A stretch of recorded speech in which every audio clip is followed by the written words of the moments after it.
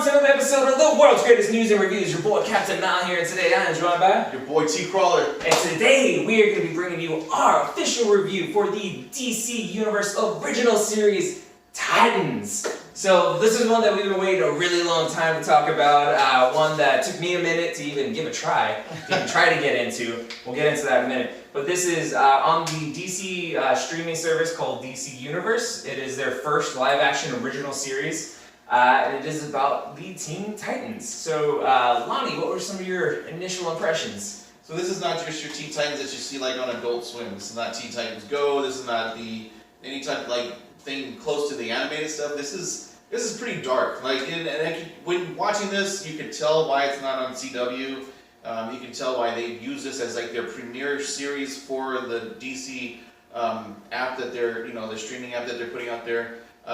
Because it is rather dark. Like, Berlanti's name is in the credits. He's credited for, being part of the show, but it's nothing like the CW shows. Would never known that if you didn't point it out to me. It does not feel like a Berlanti version. Not at all. But, and I watched it, and, I was real skeptical. Obviously, I did like the way Robin looked, but there were some things that I didn't like, and I'm like, so I gave it a try, and after the first first episode, I was like, man, I want to watch another one.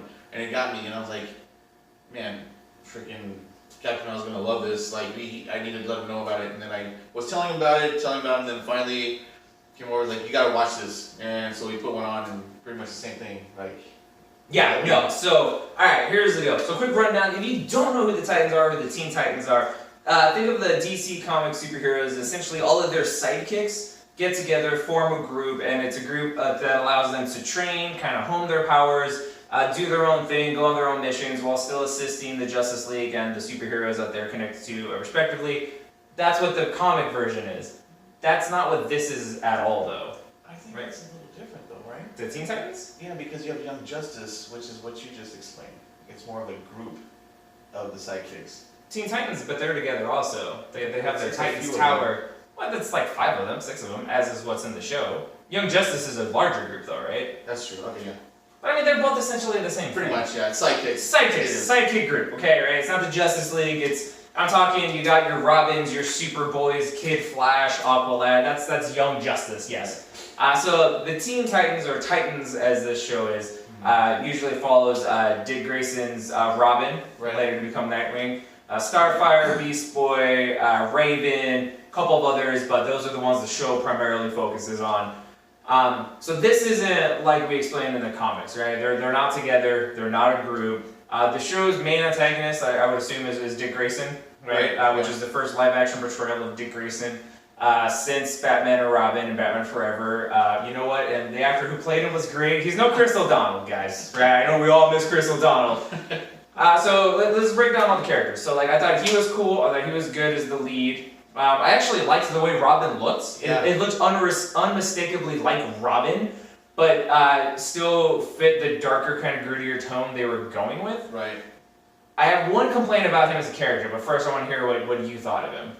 I thought, like you just began with your description of him, he was like darker, grittier.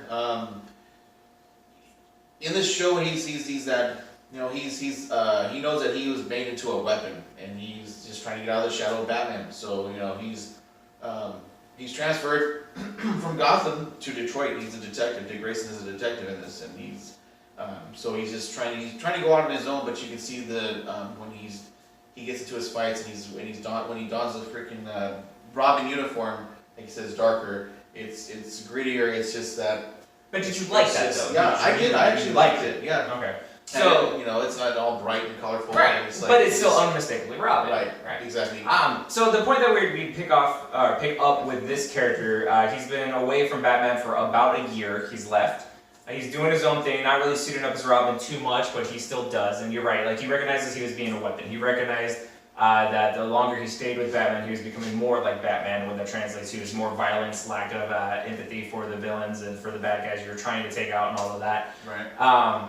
So my little nitpick, but I see what they're doing with it, and if it goes the way I think, I'm fine with it, is part of it is the character's charm, that is Dick Grayson, is how charismatic he is, how funny he is, how, I wouldn't even say quippy, but he's a very good contrast to Batman. In fact, some would say he's a version of Batman that can see the hope and optimism in the world, but still understands the darkness, right? And that's why they work so well together, especially later on.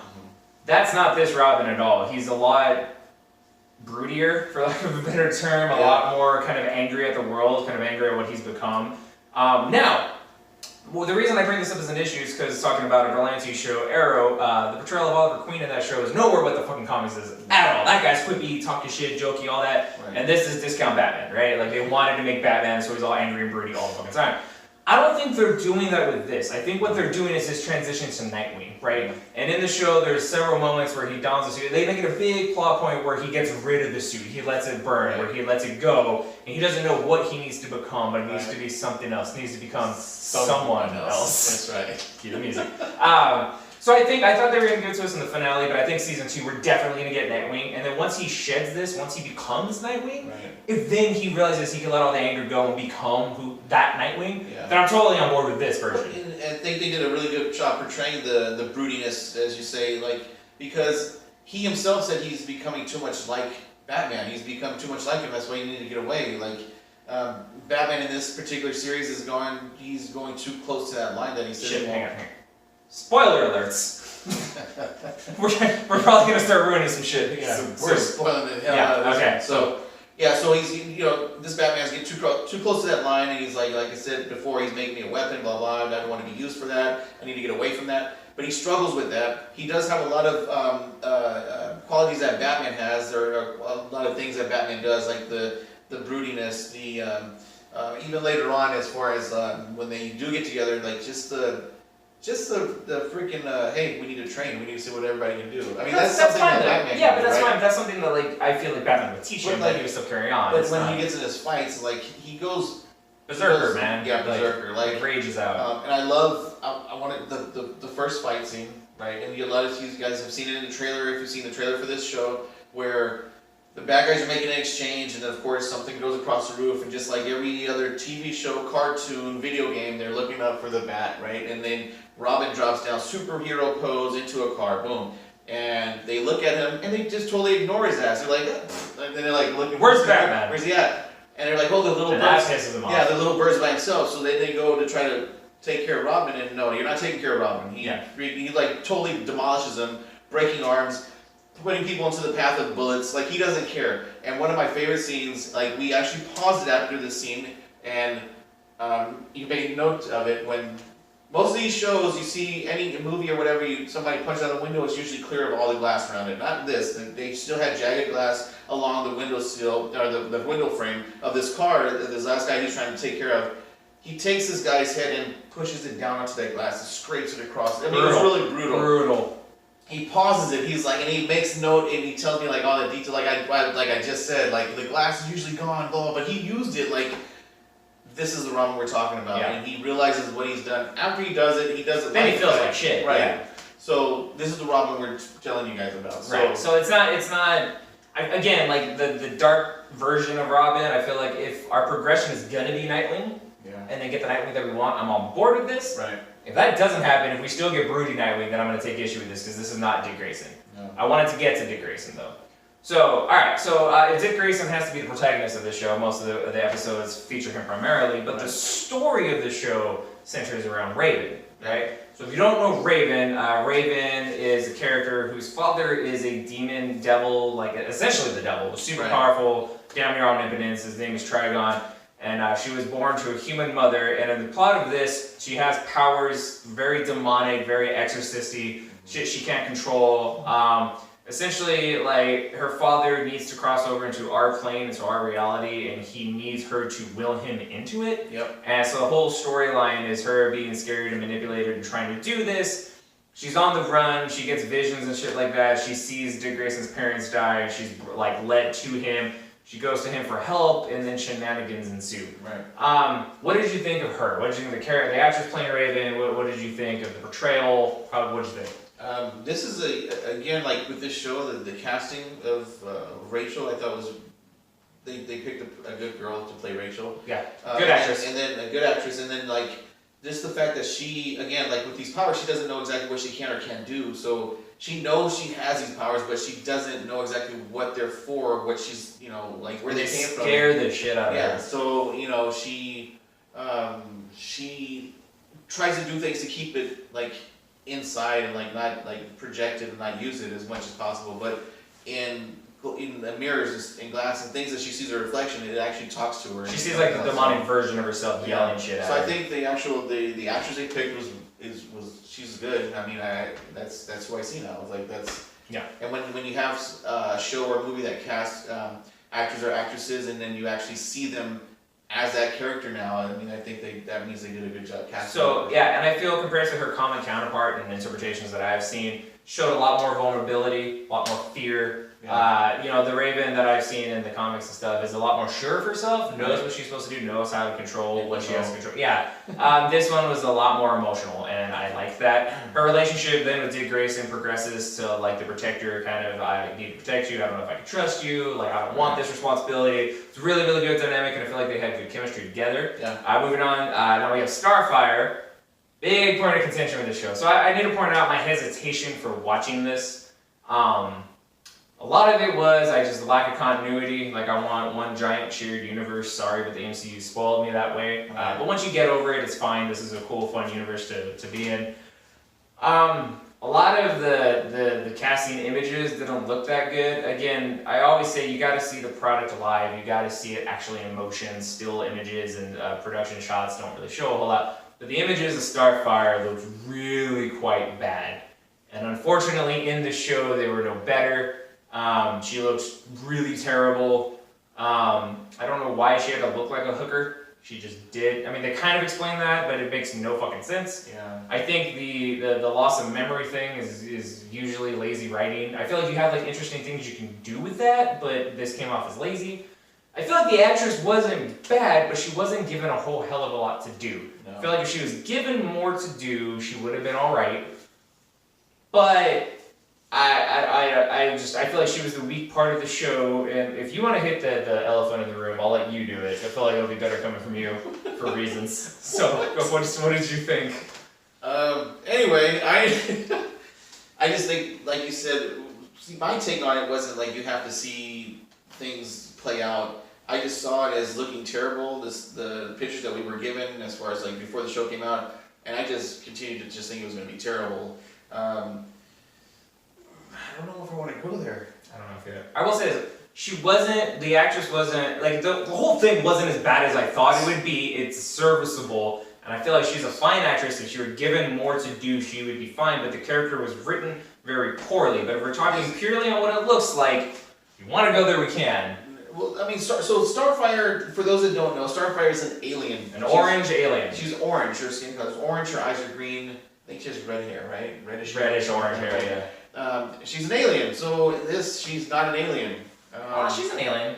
I mean, she doesn't look like an alien. She looks like everybody else. She looks like a person. But in the actual Titans show or comic or whatever, like she's an alien. Like you can tell that she's not from this. She's orange, right? So anyway, and then on top of her dressed the way that she was, but she just looks. So for me, the things that got me past that, as I'm watching it, was just hearing her, some of the things she talked about, and then some of her mannerisms and just the things that she did, and of course when she finally used her powers, I'm like, okay. When she did use the fire, it was pretty dope. The green eyes, and then everything turned orange because it was like the heat or the fire from this energy blast or fire blast, whatever you want to call it. But yeah, so it got better for me. It did. Still. You get past it. They did do a thing where her and Nightwing hook up briefly, very briefly. Yeah. They don't go full blown relationship, but that was kind of like a nod to the fans, so that was pretty cool. Right. Okay, so we got Beast Boy who's shown in this. Yep. Another one in the comics. He's supposed to be green. He's not green in this. Not all the time. His hair is green. When he's changing to and from, he's green. So he's a character who can turn into any animal that he wants. And this is limited to tiger. And That's his favorite animal, right. Yeah, and he thinks it's a psychological thing. I was hoping he would turn into other things. Hopefully, season 2 he'll turn into other stuff. Yeah, he was fun. He was kind of comedic relief most of the time. Yeah, but I thought he served his point, served his role. His crush on Raven, just like in the cartoons and in the movies and stuff, was pretty cute. But I thought he was fine. Like he didn't bother me, right? Nothing.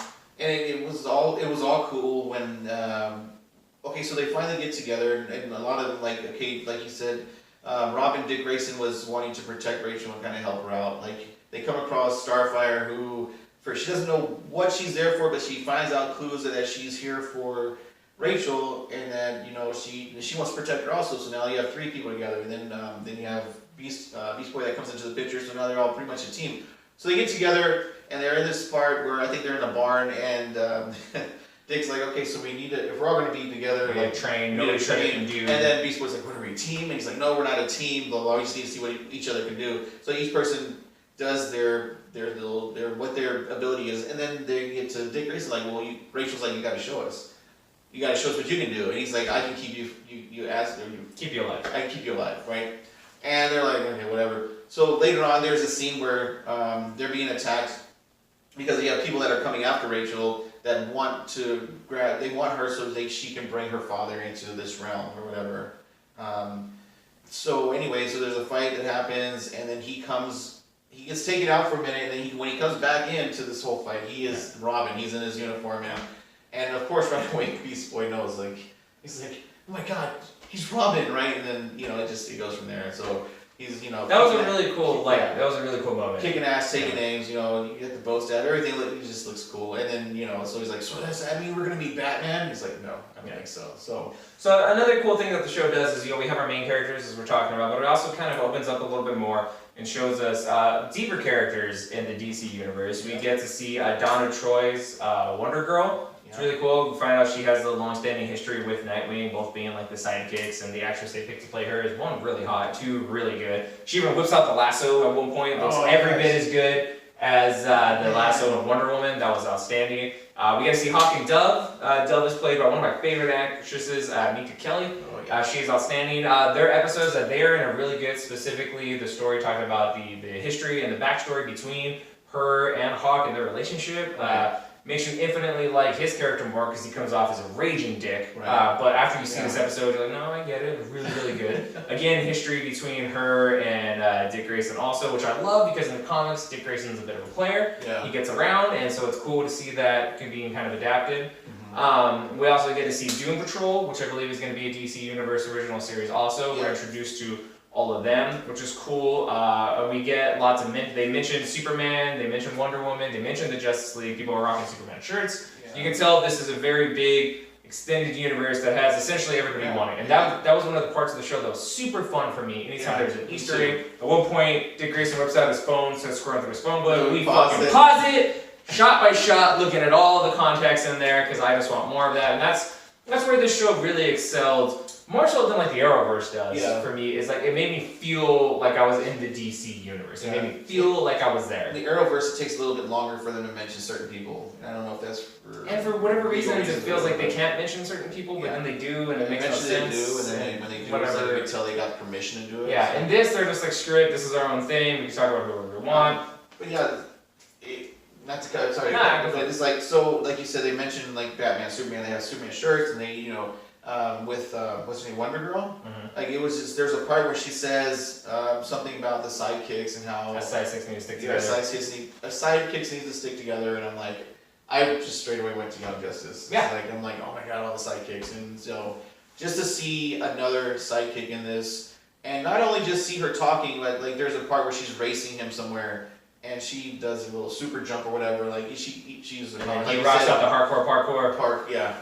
But it feels fun, and it feels like a very lived-in universe, for lack of a better term. And she does use the lasso, so it's cool. You do get, we forgot to mention that, you know, even Jason Todd is shown here. Oh yeah, Jason Todd so first live-action appearance of Jason Todd.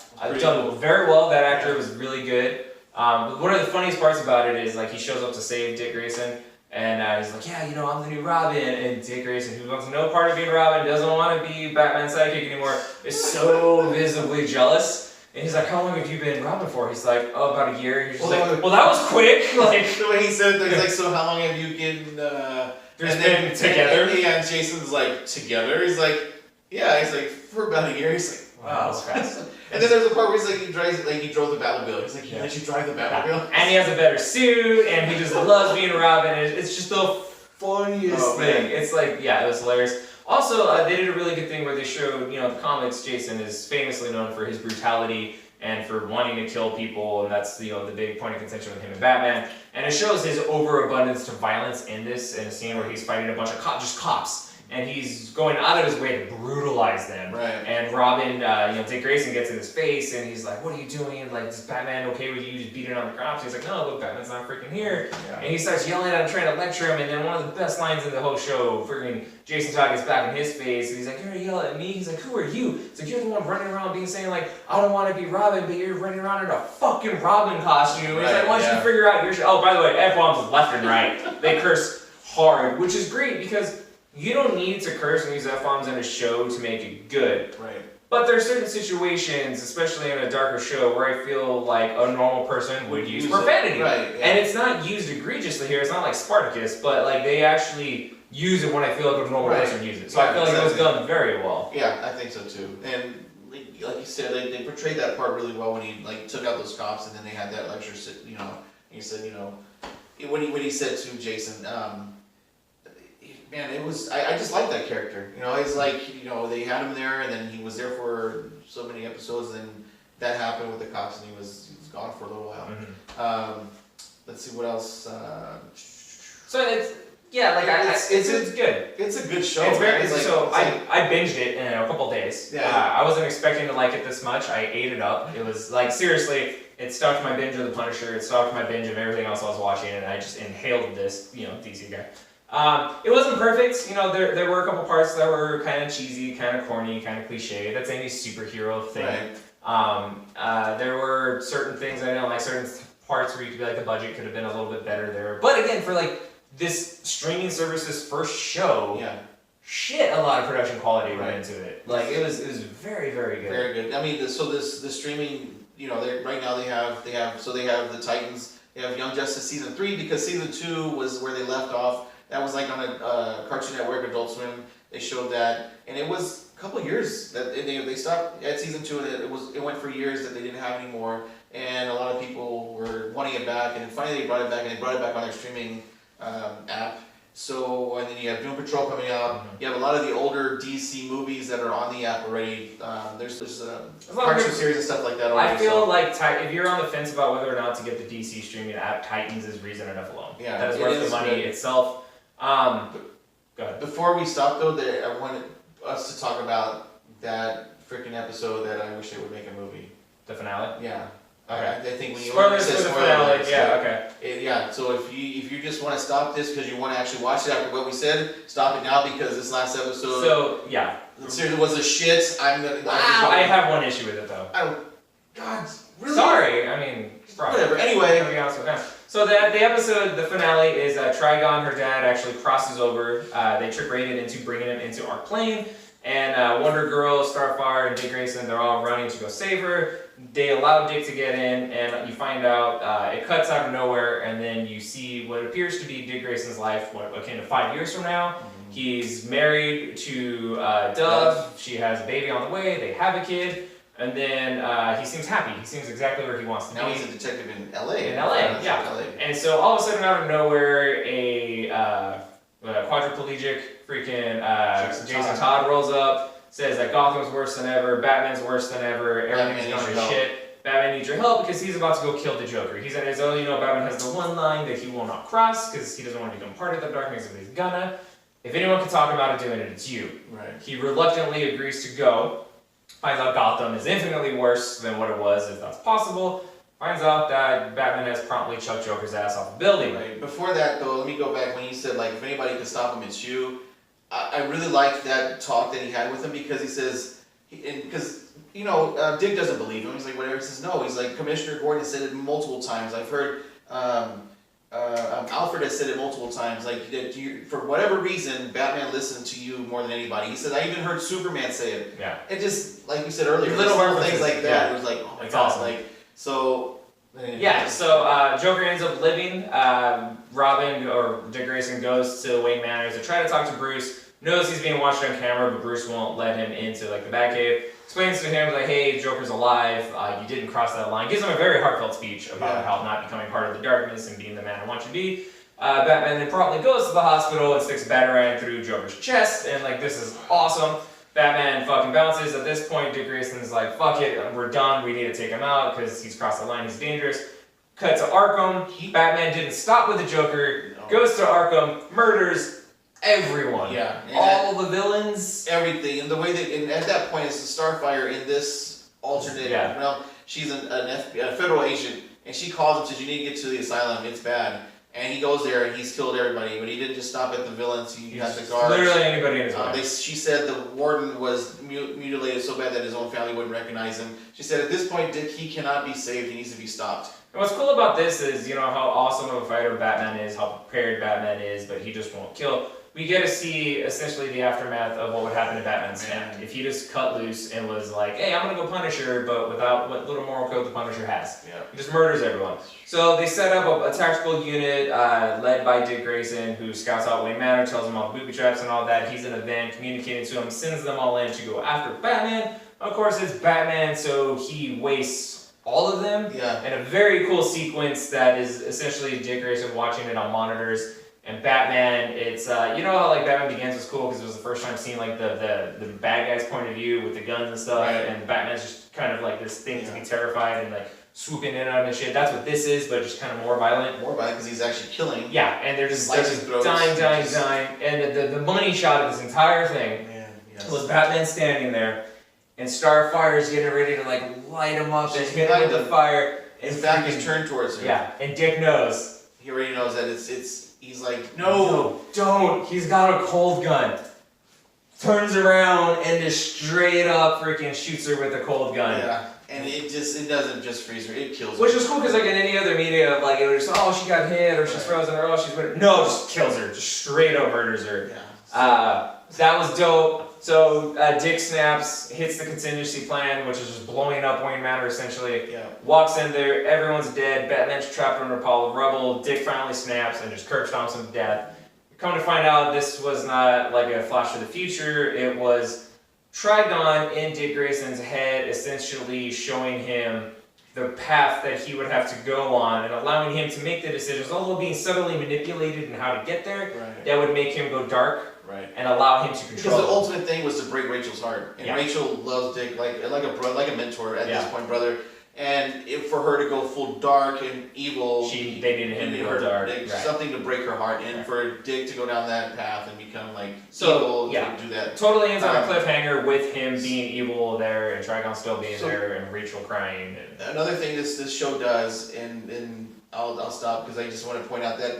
With the characters that we mentioned, with Joker, with Batman, with like the villains in Arkham, like they show just enough so you know who the villains are. Like you see Two-Face is dead, you see his bloody hand with his coin there, so you know it's Two-Face. For those fans that know Batman and his villains, you see Joker's the way he's crushed, he's like face down. Face down, and when he's in the hospital, he has all the stuff on his mask. Yeah, but you can tell you saw the green hair, the green hair, Joker. So you know it's Joker. So they did it well, and then when he was there in the I'm pointing at your poster when he was there.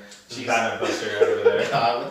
When Batman's not really here, guys. It's just anyway. So when Batman was in the hospital and he stabbed Joker, like you said, you see the back of Batman when Dick's talking to him, and then in the cave. You see glimpses of him killing people, and then you see the back of him, and then until he turns around with the freeze gun. But the way the freeze gun shot, you still don't see all of them. Yeah, so you can definitely see the silhouette, and you see like as he's killing people, you see you'll see his arm or shots like that. The best shot you get of him is him jumping out the hospital window and his back before he spins around with the gun. It's cool. You can tell. You know it's Batman. It's really well done. I mean. That was so. My question, and what I'm wondering is, what was your problem with the last episode? What did you not? So it was a very well done episode, and I liked it. Should not have been the finale.